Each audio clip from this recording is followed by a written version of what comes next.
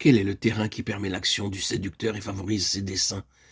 Quels sont ces desseins? Pourquoi ceux-ci réussissent-ils en temps de circonstances à faire tomber les croyants, même les plus consacrés?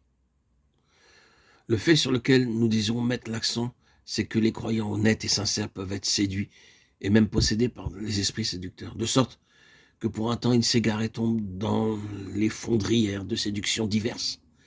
Ils peuvent même s'y enliser définitivement si la lumière ne se fait pas en eux.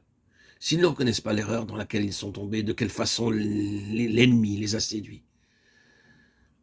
L'activité des esprits séducteurs et leur méthode d'action nous obligent à examiner attentivement toutes les théories de ce 21e siècle, toutes les conceptions des choses divines, toute façon de les exprimer et à étudier la manière dont Dieu agit en l'homme.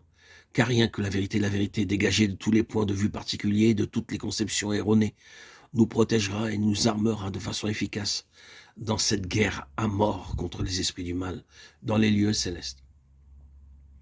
Tout ce qui vient de l'intelligence de l'homme naturel, 1 Corinthiens 2,14, ne saurait être d'aucun secours et ne peut fournir que des armes de paille dans cette lutte terrible.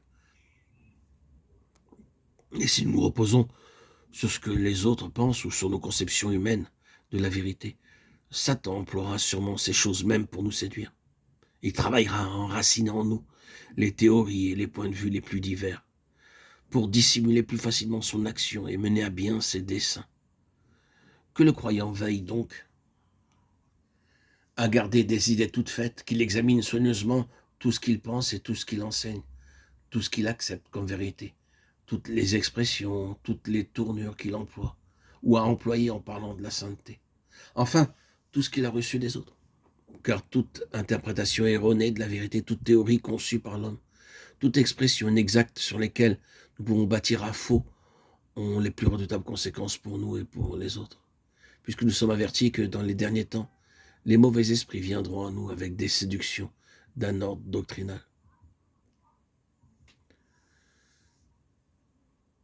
Et il nous faut les examiner avec un plus grand soin, de peur qu'elles ne procèdent des émissaires du séducteur.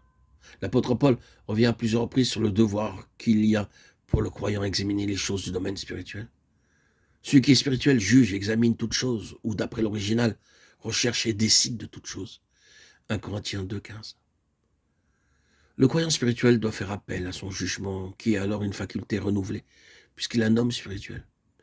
Et cet examen spirituel, ce jugement peuvent s'exercer même à l'endroit des choses de l'Esprit de Dieu. 1 Corinthiens 2, 14, 15.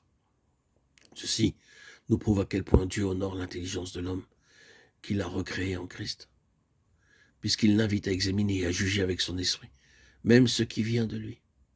Ainsi même, les choses de l'esprit ne doivent pas être considérées comme divines avant d'avoir été sérieusement examinées. Par conséquent, c'est être en désaccord complet avec les enseignements de l'apôtre que de dire concernant les manifestations anormales et surnaturelles de notre siècle qu'il n'est pas nécessaire de les comprendre et que ce n'est pas là non plus la volonté de Dieu. Celui qui est spirituel juge de toutes choses et notre devoir de croyant est de rejeter tout ce que notre jugement ne peut accepter. Et ce n'est pas seulement dans les choses de l'esprit, toutes les choses du domaine spirituel que le chrétien spirituel est appelé à exercer son discernement. C'est encore en ce qui le concerne, il doit se juger lui-même. Car si nous nous jugions nous-mêmes, le mot grec implique un très sérieux examen.